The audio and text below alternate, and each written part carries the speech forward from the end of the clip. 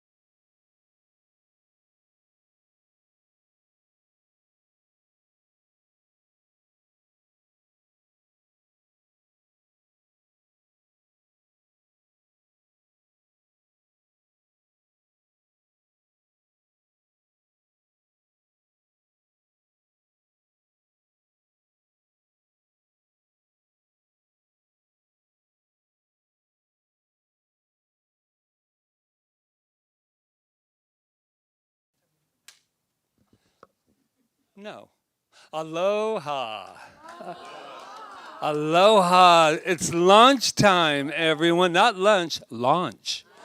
And we have people coming from all over. We are so excited about this night to honor this incredible, incredible lady and her writing and her work. But before we do any of that, let's just, I feel that the kids need settled in a little bit. So let's just take a moment to do that. So knowing that in this wonderful energy that is filling this space right here and right now. I know that there is good, there is God, you can call it whatever you want. It needs no name because it is everything, seen and unseen. And it is definitely being seen and felt in this divine moment called now. And what I know about tonight, there's a celebration of creativity. Creativity of this incredible book that is being produced and has already been produced and being launched tonight officially to say, Rita Andriello, Feren is here. And this is a wondrous night that we get to share as Ohana, as family, as a family of God energy. So I just say thank you. Thank you, thank you, thank you. And let's celebrate, have fun, and let's release it, let it go, and so it is. So it is. Great. Just a few announcements before, and I do mean a few. That's why I wrote everything tonight. The first one is I'm really not only urging and inviting, but we have an incredible program coming up in August with Scott Mason, and there's no one that would not benefit from it, because he is wonderful, and I've known him for a long time, but he has decided to give this incredible program to us for 4 Saturdays. And he's going to live stream in from New York City. And there's a flyer back there, so just read that. But I just want you to know that this man, he's called the Myth Slayer. And so what he does is he takes all of these myths, the Greek myths, and he puts them into ways that we can understand them in order to do business. He works a lot with, Fortune 500 and all of those type of things. And when he, I hadn't talked to him in a while, when I saw his rates, it made me laugh because I went, wow, he's gifting this to CSL Kauai. So all I have to do is announce it. And he's doing that. So please, even if a lot of people they're going to be out of town, it doesn't matter. Sign up for it anyway, and you'll be able to watch it when you return, because we're going to archive. It's Saturdays, the first 4 Saturdays in August at 10 a.m. to 11:30. So anyway, there's stuff back there. I don't want to spend a lot of time on that. And then the second one is we have our I was going to say midterm. that's another place. But we have our meeting that we do in the middle of the year now, and it's a very important meeting. So if you're making reservations for Sam's across the street, make it an hour later, please, because it's important if you are here that you come, because this is about the future of CSL Kauai. And I think that that's something we all want to share in and find out where our next move is. So one other point of business for tonight is that Rita and I have well, we've had it for a long time. It's called Partners in Empowerment. And just for members especially, just to let you know that all the costs, everything about this book, its publicity, everything is being backed by Rita and I. And our producing. So I just want people to know, because they like to know where that money is going and coming from. And it's not coming from CSL Kauai in that way. So we're producing tonight, through CSL. And the reason I'm letting you know that is because if you make a donation tonight in any, just for the reception or whatever's going on, that's going to CSL. And so we just feel that it's very important for us to be clean with this book that's going to rise. It already has. And I just want to give you a little update on some of the things that have been happening. We are now at 132 books sold. And if we sell those 18 over there, then we will have reached the other goal that I put on Facebook at 150. It is still going well. Unity of Tucson and some of the centers are now opening up and wanting to bring it into their centers, and Unity was the first to jump on board. And I just think this is a wonderful opportunity, and you're going to hear from Rita about that. But as the marketing manager, I'm having a blast. I came up with this idea of having a map and start to fill each of the states with people that are purchasing the books. And what I love about this is how it's coming back to CSL Kauai, because people are getting to know what we're doing here. People are connecting with other people from other states. They got God bumps. And what they're doing is I'm watching all of these people buying the book, sending the book, trying to get their state involved in it. It's like running an election, but a clean one. And but it's very exciting to watch this. So what I realized beyond what's happening tonight, we have been 2.5 years very isolated in so many ways, and watching through at least Facebook and through these things, everyone kind of, it's kind of like FOMO. Nobody wants to miss out. So, fear of missing out, it's exciting to see that. So this is all about connection. And my last connection story that I wanted to share is that there was a gentleman, 5 years ago, that Rita's been doing this for a long time, these blogs. And he read that, and he needed a church but didn't want a church. And he was going through some very difficult times. So someone suggested, why don't you follow her blogs? He followed it for 5 years. We have never met him. He has tithed to CSL for 5 years. We've never met him. We don't even know if he's ever tuned in on a Sunday. But that was his spiritual growth. And I thought, this is how we connect back to home, by going globally. And so recently, his tithe didn't come in. And we said, oh, well, that's okay, 5 years, that's fine. But something's not right. So he passed away. And the reason I'm telling you this is because to show a connection that we always have, that who knows who's watching. So we just got a letter in the mail from his lawyer with his trust to give 10% of his trust to Centers for Spiritual Living, Kauai. Yes, I know. And so I looked up, I just went, it does emotionally, not just because he's on another journey, but I thought, this man has never even met us. And it was done by a connection of someone's writing that got him connected to us. So that's what I mean about the connection. Yeah. A lot of good stuff is happening. And I'm just, right. And so we bless him, not about the 10%. Rita goes, it's not about the 10%. It's about, look at what we're doing. As a ohana, as a family, we are connecting all around the world. And that is good. So that's all I've got on my little, see how nice it is when you write it? That way you never have to, you know how when I fly free. So that's it. Rita's ready for her rocker. And this is Rita Andriello. We know her as Rev Rita, but now we know her as internationally known best author. Yes, yeah. So before I sit down and start reading, I figure I'll stand up for this part. So I just want to tell you a little bit about the history of this, because somebody, I think it was Tracy at KKCR said, how did you have time to do this? How did you possibly have time to do this? As she held up the book. And the thing is, for those of you who don't know, I've been writing blogs since 2010. I started when one of my best friends was diagnosed with cancer, and I decided I would send him a treatment every day. I said, "Can I send you a spiritual mind treatment every day?" And so every day for like I think it was like 71 days or something, while he was going through his chemo and stuff, might have been longer than that. I sent him a treatment every single day. I never missed. And then I was done doing that, and he had already didn't need me to write him anymore. And you kind of know with treatments when you should stop. And so I didn't, but I couldn't stop writing. So then I started blogging, and I started treatments, but then they turned into blogs.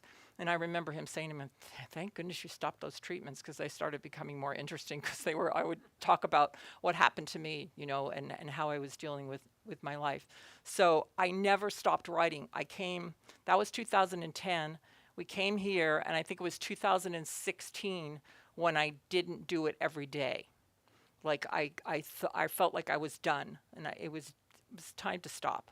And then that was the weirdest thing, because I felt like a part of me was like, I don't know. I didn't know who I was for a moment, because it was just when I woke up that next morning and decided I wasn't going to write.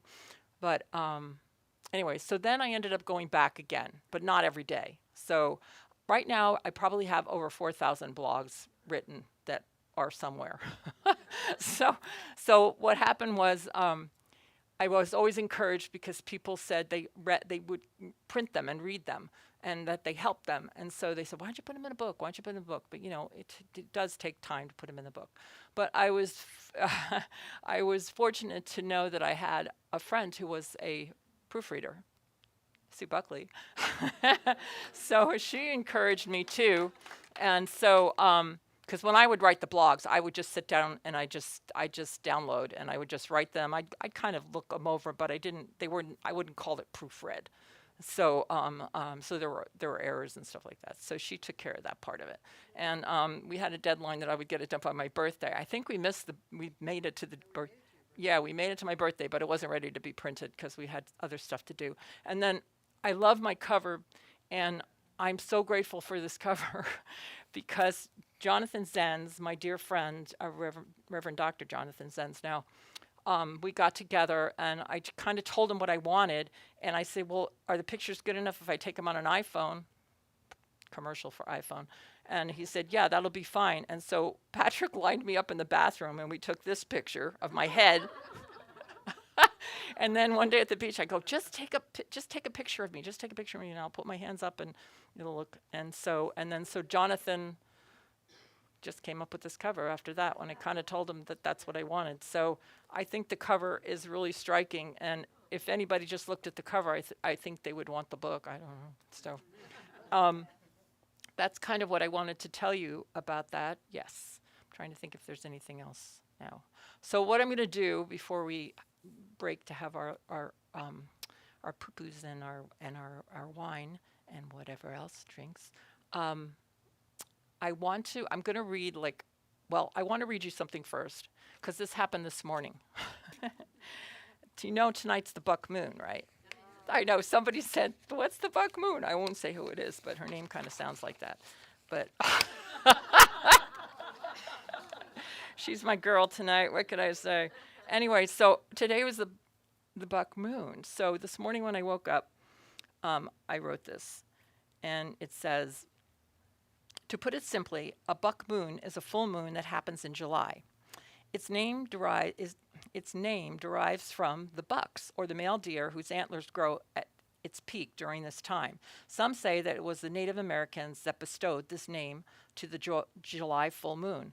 This is the time when sightings of the aforementioned bucks become all the more abundant. It also signals the mating season of deer is about to commence. So tonight, now this July 13th, 2022, we will launch my new book, What Do I Need to Know? 101 Thoughts That Changed My Life. The synchronicity of it occurring on the night of the full buck moon means a lot to me. I didn't plan it, but obviously I did on some plane of consciousness. During this time, the buck is growing its antlers and ready to mate. I am growing into a writer that I've always been, and ready to meet with others, share my talents, and connect community.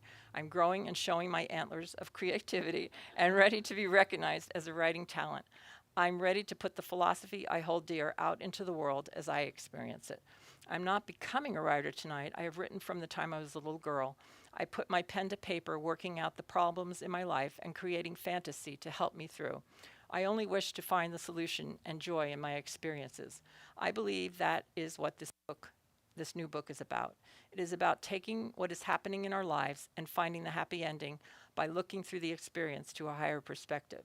It's about seeing what is, but expecting a greater outplay of all the parts of the experience. It is done unto us as we perceive and believe. As I stand like a buck in an open field of opportunity today, I get to choose how this story called my writing life will play out. I get to focus on going past the limitations I have placed on myself. The reading in the Science of Mind this morning was perfect anchoring for me. I expect fully, says Ernest Holmes, and emphatically, the answer to my prayer today. Right now, do I possess the thing I so greatly desire? I remove my fear of lack and negation, for it is the only barrier which stands in the way of my experience of good. I alone can remove it, and I do remove it now. One might ask, why is this so important to me? It is so important because it is a moment in my own spiritual evolution where I get to prove to myself that I can co-create the life I desire with that power within me that knows no limitation and only wishes to express itself through me. I get to turn up the volume as high as I want. I am grateful to be able to experience tonight and this launch of me. I am grateful to be an example to those who might have a hidden genius within them that has been trapped and longs to find expression itself.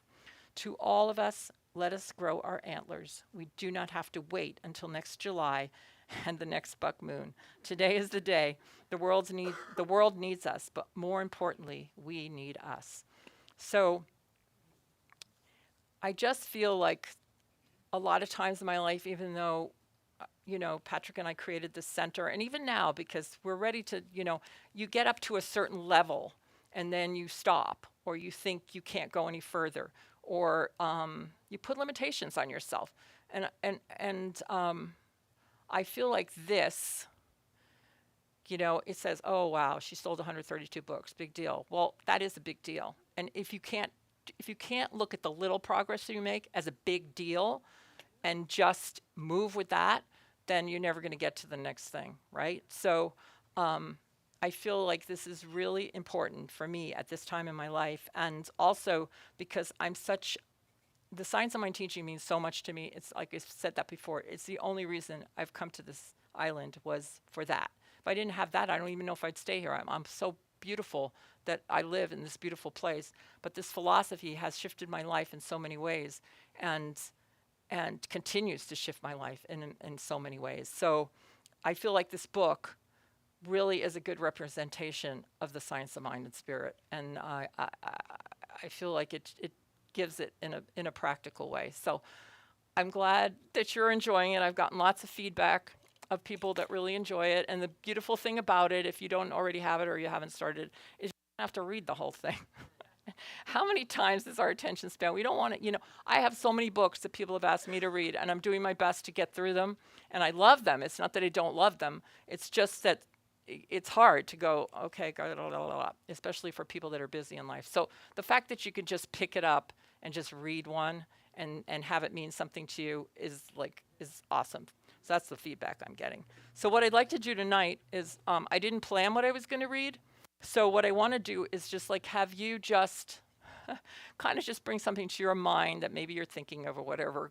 And then I'll just pick one and I'll read it.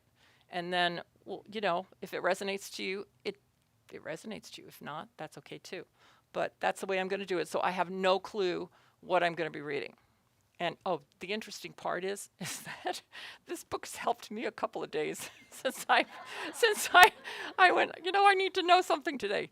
But that's the other thing I want to let you know is that when I write these things, I just sit down on that. That's why it's called that, because I go, what do I need to know? And I close my eyes, and I might be thinking of something that's troubling me or something that's happening in the world or whatever. And then I just close my eyes and I start writing, and it just comes through. So, all right, so let's go for it. Okay. I don't know. We'll see. Oh. Okay. We'll see. Okay, it's number 21. Is my day always unfolding perfectly?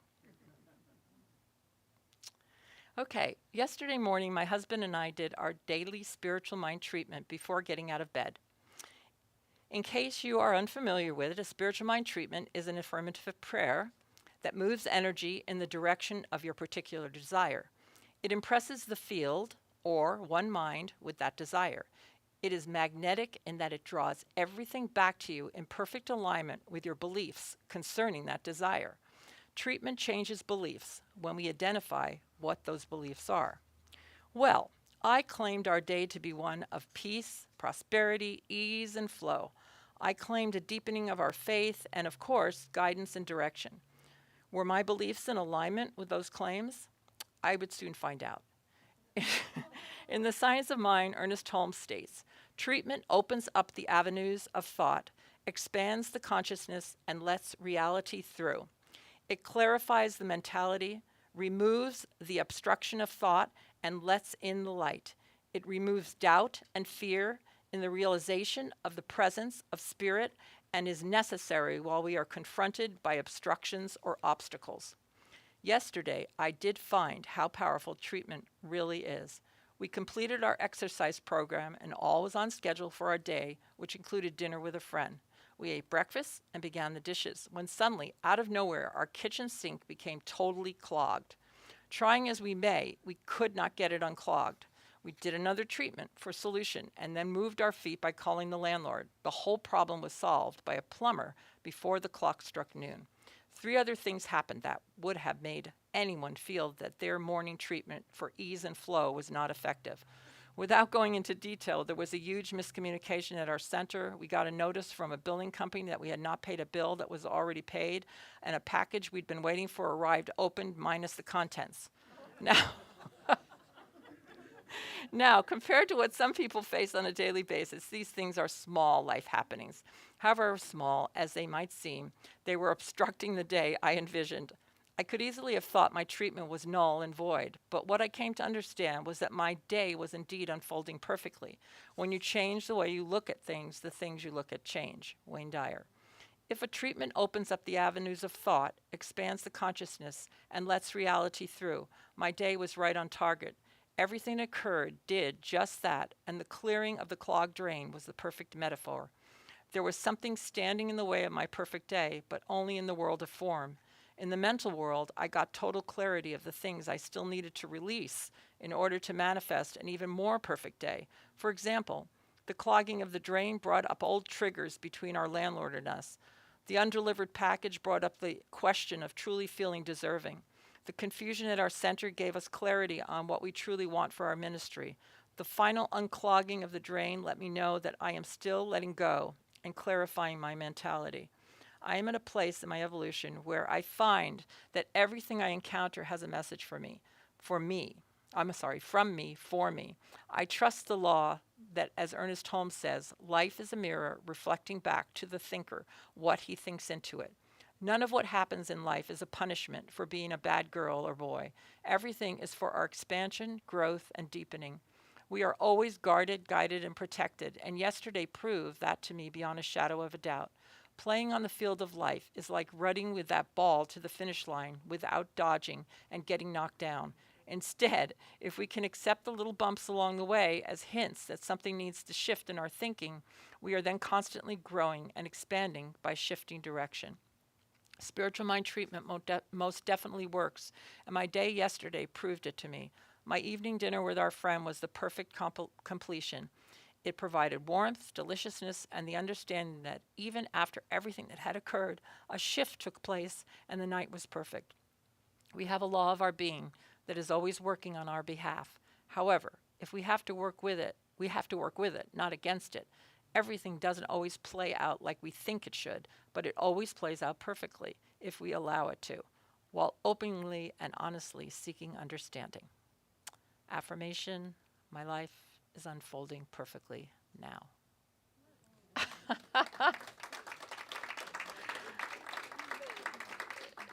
Do you have any questions about that? I'm happy to answer them. I know? Okay. Yeah, there's something, it's pretty self-explanatory, right? Did anybody get any kind of message for themselves they want to share? I can't see you if I wear these on the... No? Okay, everybody's quiet. Okay. You? Who knows what's going to show up in the course of a day, she Who said. knows what's going to No, that's the truth. As long as you're showing up in the day, you're ready for whatever shows up, right? And then if you could shift and adjust, like I said on Sunday, to whatever's going on. But I learned that my day is unfolding perfectly from my mentor. We used to say that all the time in our center. And for me, it means that no matter what happens, my day is unfolding perfectly, because it has to be unfolding perfectly. You make the wrong turn on a road and you end up, you could get really frustrated about it, or you could say, well, okay, there's something here for me. So, yeah, I think sometimes in the science of mind, sometimes we think that that perfect means that everything goes okay. And that's not true, because there's lots of challenges in life as we live on this earth plane. But it's how we show up for them that matters. So, yeah, thank you, Ruth. You don't. Yeah, Susan. Wait, we're gonna put you on the mic. So they have to be able to hear you. Well, the way Ruth said that reminded me of, my little girl self, which is always active. It's only the shadow knows for sure. Oh, And it's true. It's the shadow that knows. It's our self meeting ourself. right. And we know. We do know, and only we Yes. can know, right? Yeah. And so it's just embracing that shadow self and coming into alignment with the truth. And you can make it whatever you want. Yes. Yeah. And it's always good. Thank And- you, dear. I love your book. Thank you. And that's one of the reasons I put the no in capitals, was because when we know, like we know, we know. And a practitioner, we always start our treatments with, this is what I know, right? Now, those of you that are practitioners, we always say, this is what I know. And Ernest Holmes says, when we really know, we know that we know. And when we know that we know, then we've embodied whatever it is, and it has to happen. Whatever the desire is. We know that we know. I call it the click. Anyway, okay, I'm going to pick another one. Let us have our thought first. Okay, have your thought first. What do we need to know? I have no idea what I'm going to pick. If I pick the same one, I won't read it, though. Even though we'll just know that we needed that.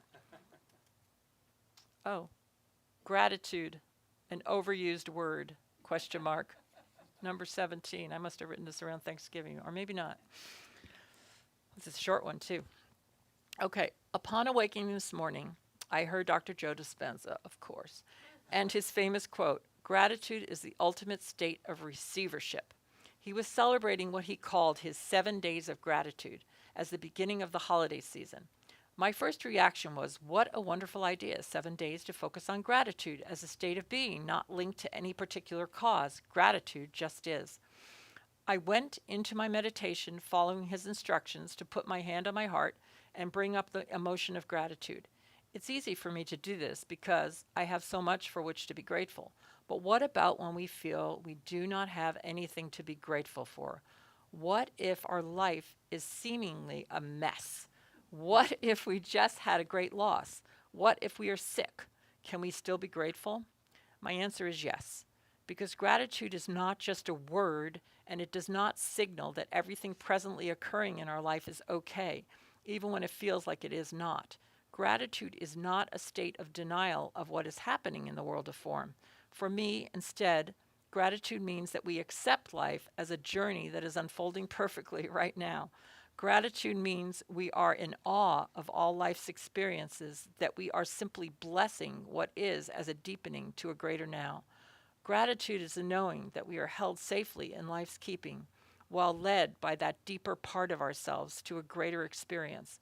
Gratitude is simply faith that right where we are is not permanent, but that we are always moving and changing and becoming more of our eternal selves. Gratitude is changing our perspective at this moment into a miracle, of this moment into a miracle. A miracle because we are in awe of the magnitude and eternal aspect of just being alive. Gratitude can be an overused word. It superficially escapes our lips with no real meaning other than that Hallmark card meaning we've given to it. However, as a practice of being in the present moment, no matter what is happening in our life, we can settle into the awe of living, opening the doors to peace and true fulfillment with ease and grace.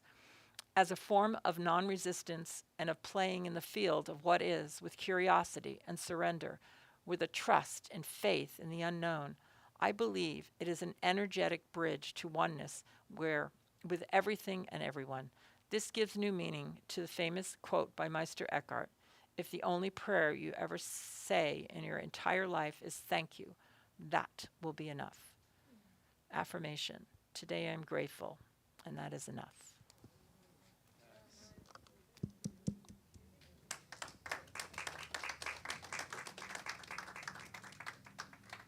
Any thoughts on gratitude?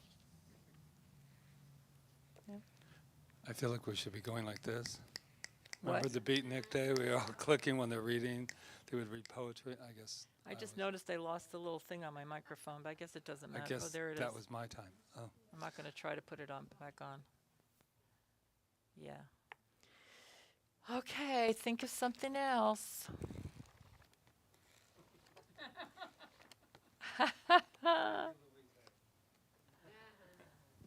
Oh. I'm getting all the holiday ones. That's all right. This one's Mother is a Feeling, a message for every day. I write this on Mother's Day, but it is a principle I can live daily. As I think about everyone who has ever mothered anything or anyone, I realize that mother is a feeling. Yes, it is a person, but is more than that. If mother were just a person, it would be contained and finite, and it is not. It is free and expanding. If mother is just an archetype, then we created that with our ideas of mother handed down through the ages. That would make mother an opinion. It is more than that. If a mother is just a body that gave birth to us, then mother would be relegated to this physical plane.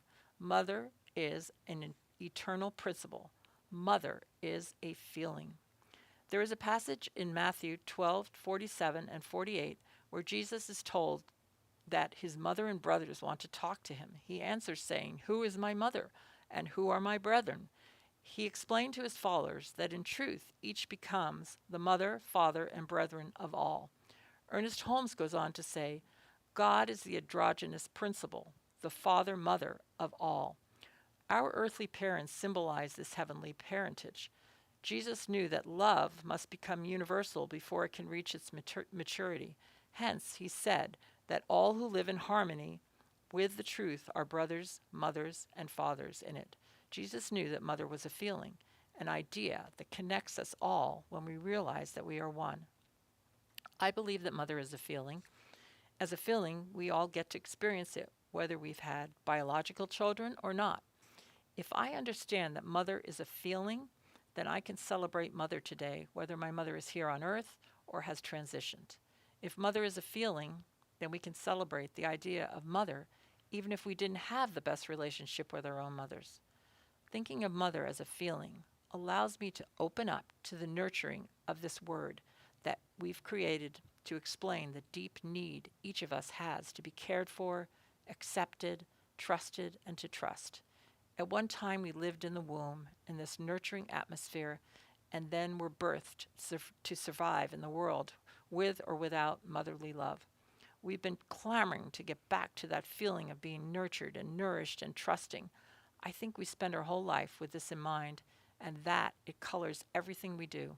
Some of us act out in the most negative ways, not even knowing that this is what we are yearning for. Well, it is time now to know that we are nurtured, we are nourished, we can trust. There is an infinite nurturer within each of us. It is our genius, it is our caretaker. It is the deep well of spirit that never leaves us. It is always mothering us.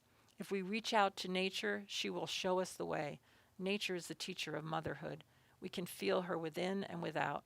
If we just studied the story of trees and how they nurture each other, we would be transformed. Mother is a feeling. Please do not forget it. Let us share the feeling of mother with everyone. Let it guide your path. I celebrate the feeling of mother today and all the people who have assisted in my experience of that feeling. I celebrate the divine principle of mother. Affirmation. I embrace the divine mother within me. Yeah. You know, it's interesting because as a minister, you know, Mother's Day comes. I think that's probably why I wrote that, because Mother's Day comes and not everybody has great relationships with their mother, or they haven't had children, you know, and you're standing up here and, you know, it used to be like you talk to the mothers and all the mothers got a flower and all that. And it always seems so wrong to me because although we should celebrate mothers, just celebrate mothers. Not that we shouldn't celebrate our own mother, but in my position, it's a little different. So I think that's probably where that came from when I wrote it, because I was searching for that idea of being able to make it more universal than just about a person, you know. So any thoughts on that? You guys are so quiet. I'm only going to read it. Are you taking requests? You want a request? I do. What do you want? Oh, everybody's looking at me all rude, like I. I'll be glad to It's read like a it. singer. I requested calling all metaphysicians. Well, where is it though? I don't Since know. these are not over, I don't know. does anybody know where it is? Let me. I just opened it and it was there. Hold on.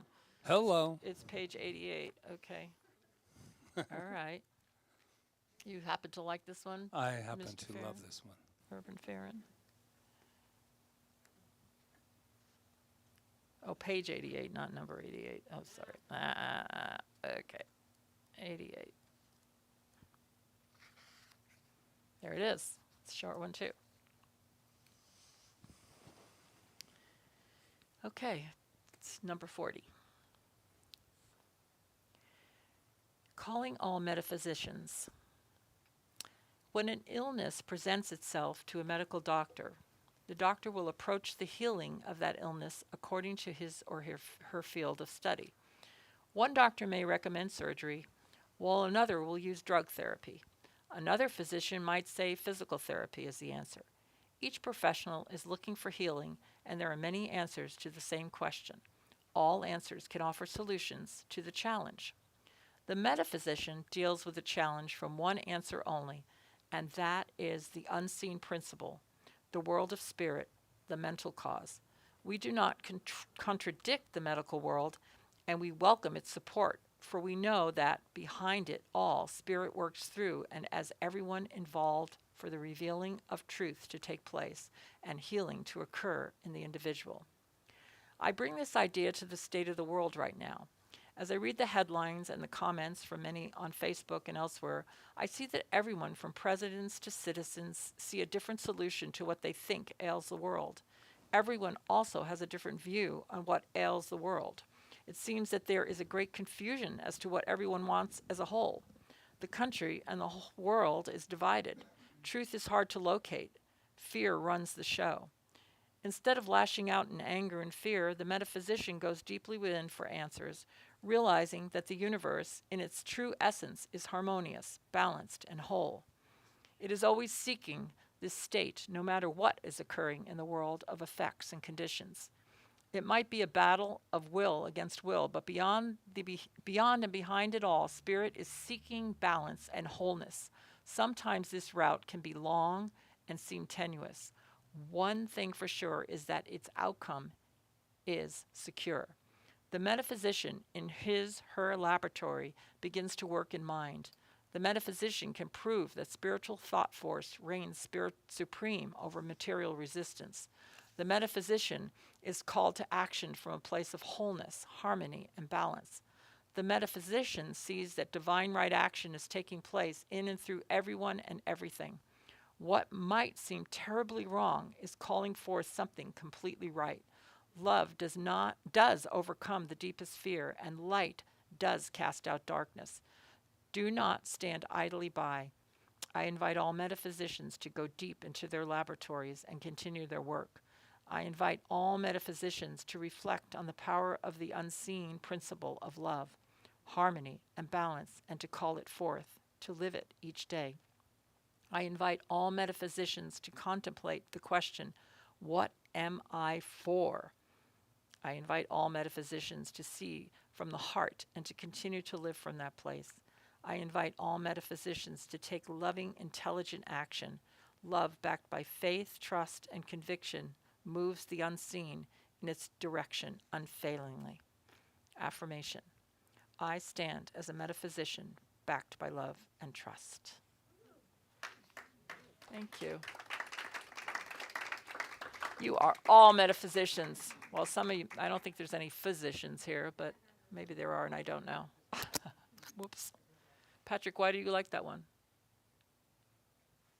I want to know because you asked me to read it. Well, because it seems to come up a lot in our conversations, especially about dis-ease and things that appear there in our stand or what we're for as far as the medical profession. And so now even with myself, I always say I'm a metaphysician. I work in the unseen, and your doctor is working on the seen, and I haven't done what he's done or she's done in order to do it. So it's nice to blend it, because I think a lot of times we forget that we're all metaphysicians, and that we're not doing magic work here. We're just in the quantum field. So yeah, I really connect to it. Right. Yeah.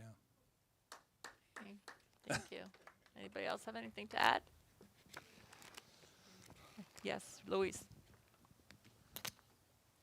It's weird to have these glasses that are close and then take them off. Yeah, what you're saying as far as being a metaphysician, which I agree we all are,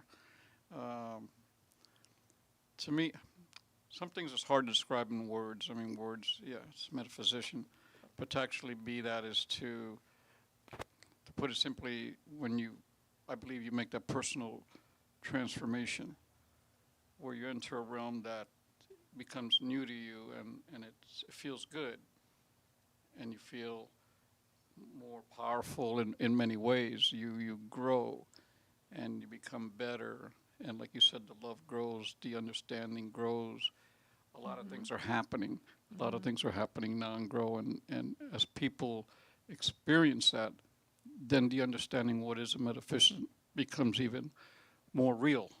Right. Because we're growing, we're flowering, we're Right. growing.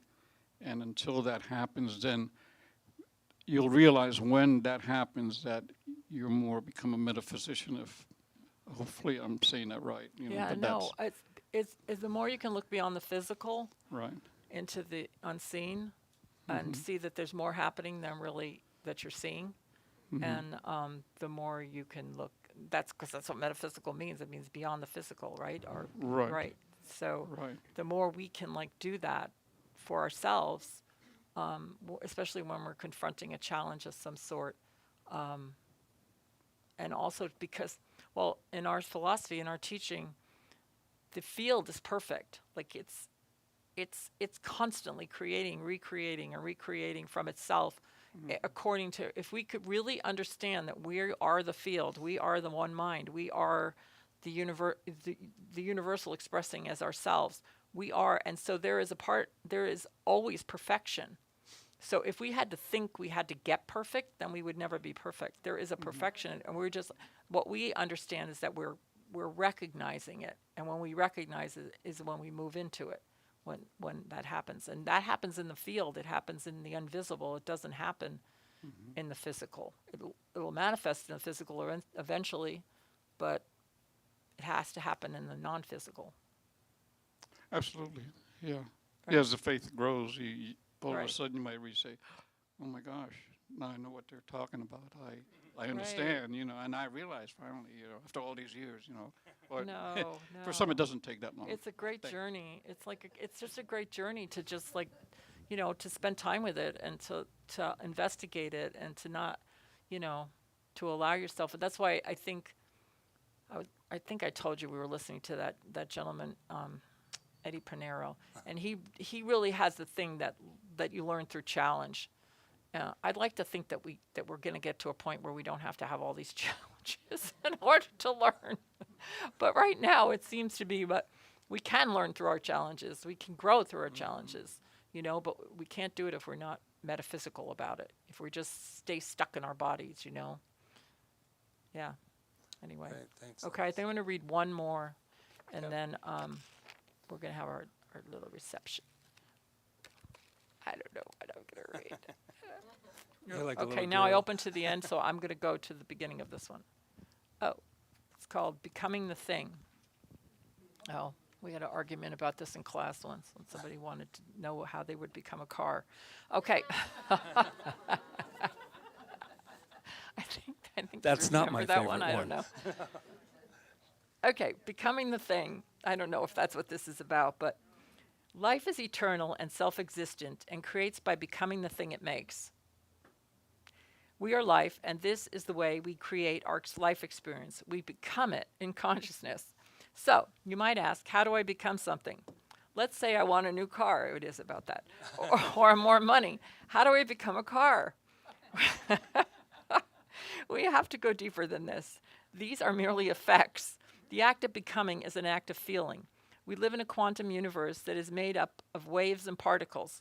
Particles are our experiences that have taken form, but we always have the opportunity to be more wave than particle. One way we can practice this is by focusing on our inner world, which we were just talking about. When we move into a state of pure energy, a field of unlimited potential, we can create the new. It is a mental act of the spirit. How do we get there? My way is through first telling myself that I can. Then I free myself from the world of conditions through meditation. I sit until I've changed my state of being. If I am feeling lack, I sit in meditation until I feel the abundance of the universe moving through me. Gratitude is a sure way to create a mental embodiment ready to receive as it puts us in our heart space. When we have gratitude, we are opening our field to receiving more of which we are, for receiving more for which to be grateful.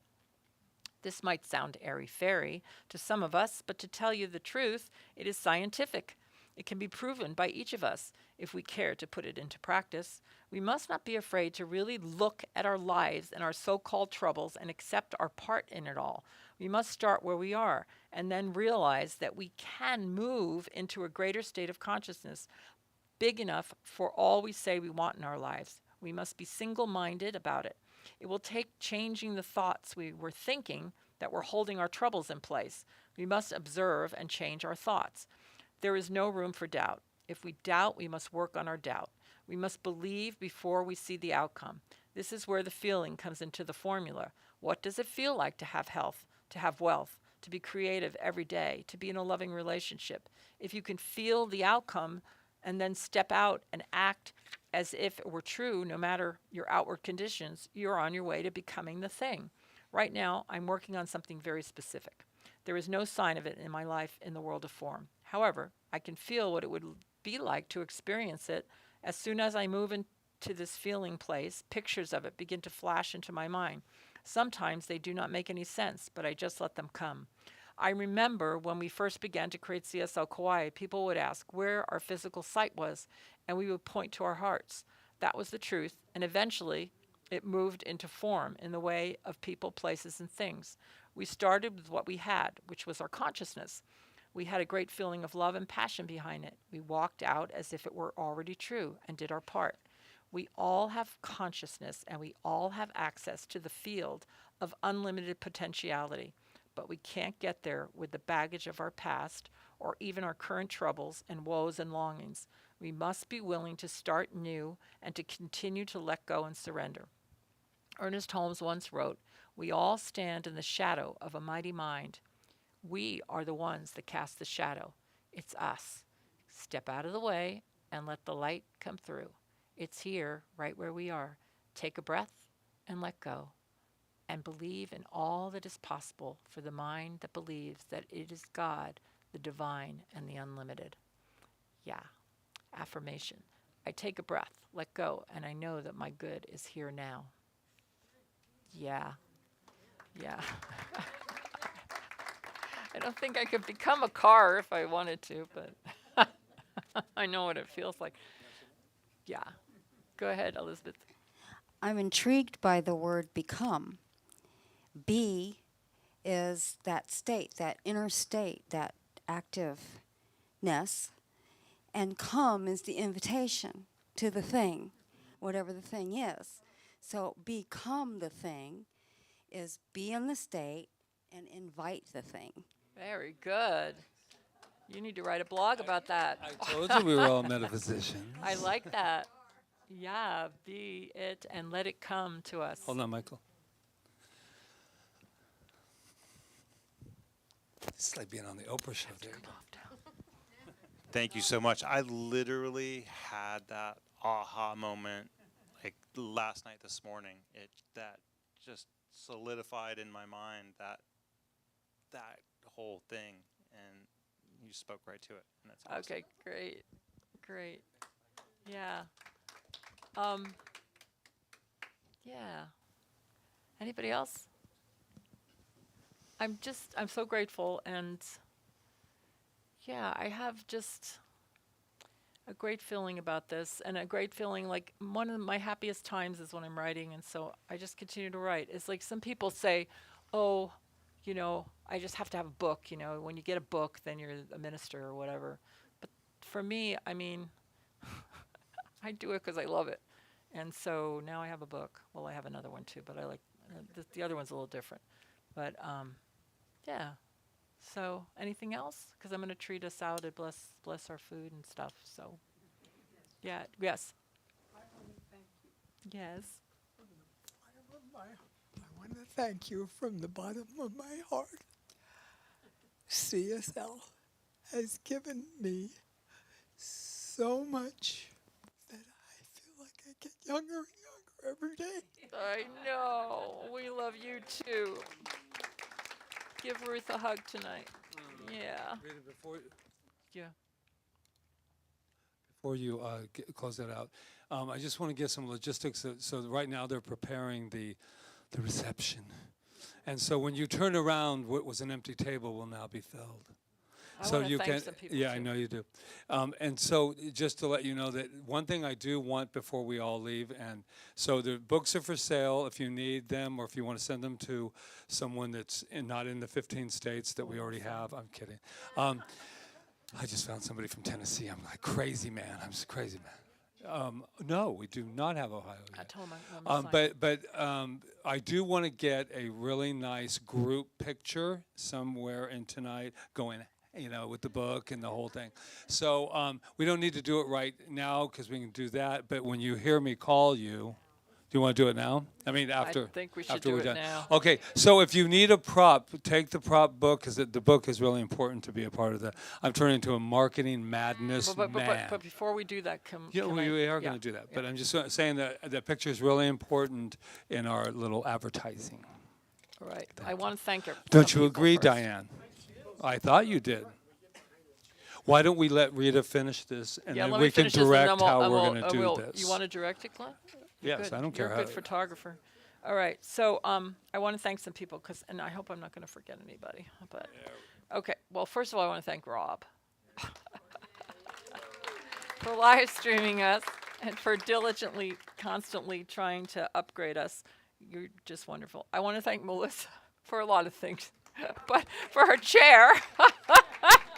I have gotten more comments on this chair. So thank you, Melissa, for trusting me with it. I really appreciate it. And Jeanette, I want to thank Jeanette for being our bartender tonight. Thank you. And of course, Roseanne and Peggy, who are in the bookstore and also on our board. Thank you. And for so many things. I mean, this is just what they're doing tonight. They do so much. And then there's Angela. Oh my God, what would we do without her? Yay. And Ron Stover, who is, where is he? He's in the kitchen where he always belongs. I mean, when Ron Stover's in the kitchen, I never have to worry about anything. He just like, I just never have to worry. And then Sue Buckley for proofreading this book. And now she's writing her own book, so I hear.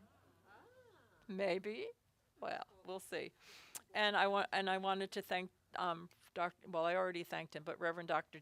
Jonathan for that beautiful cover, and Dr. James, who wrote my foreword for me, who was the perfect person to write it for me.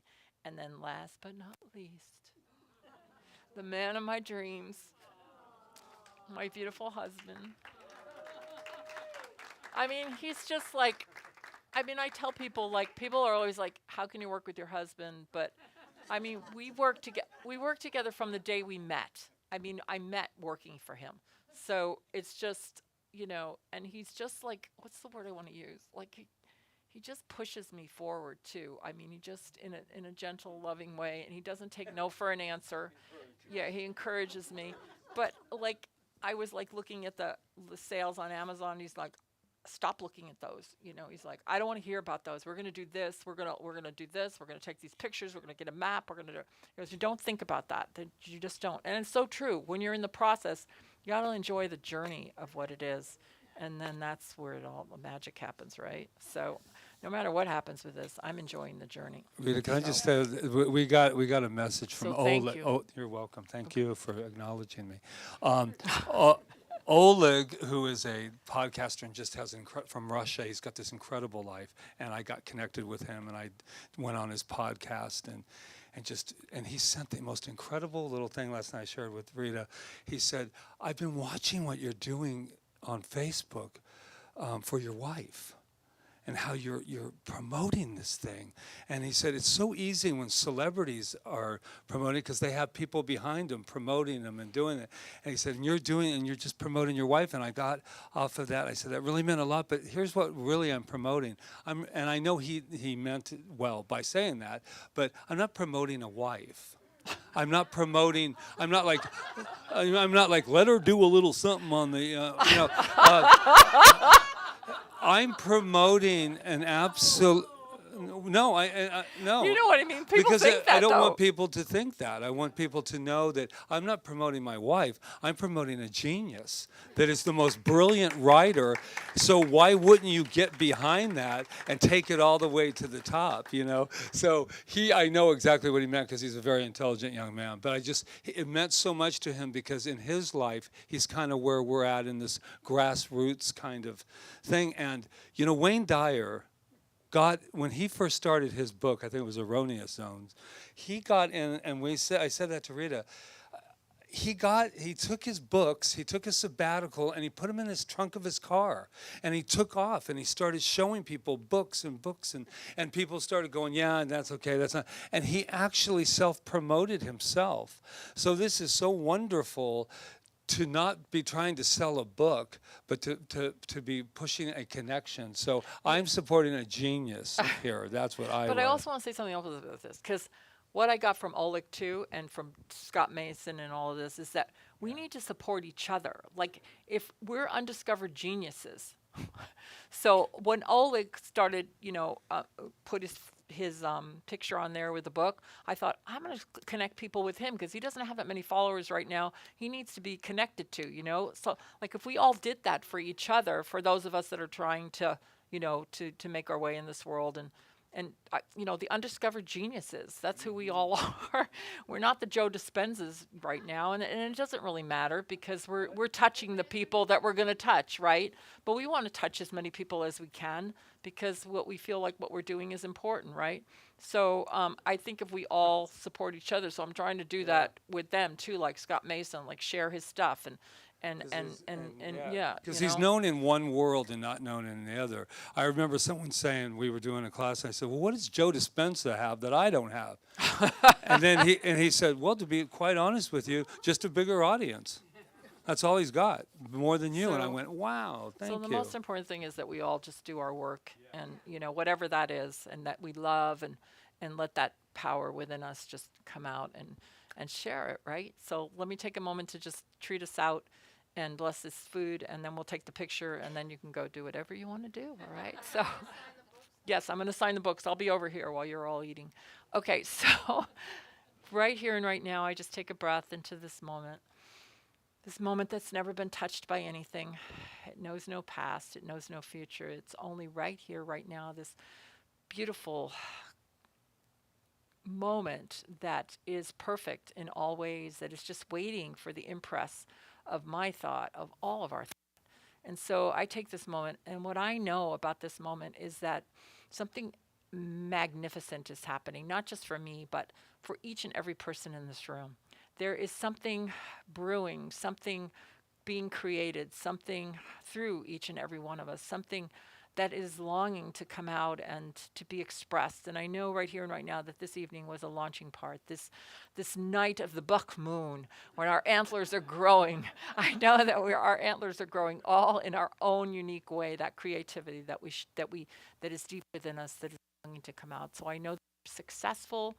I know that we are moving through this world in love, and that there is a place within us where that spirit of magnificence, that spirit of that unlimited self is just coming out and expressing itself in the world in magnificent ways. So I am grateful for this night, grateful for all that has taken place, and I just know that this food that we eat is blessed and nourishing, and that we are a community of amazing geniuses, and no, not undiscovered geniuses, amazing geniuses that are in this world and are expressing their true selves, and that I am grateful for. As I release my word, I let it go as we affirm together.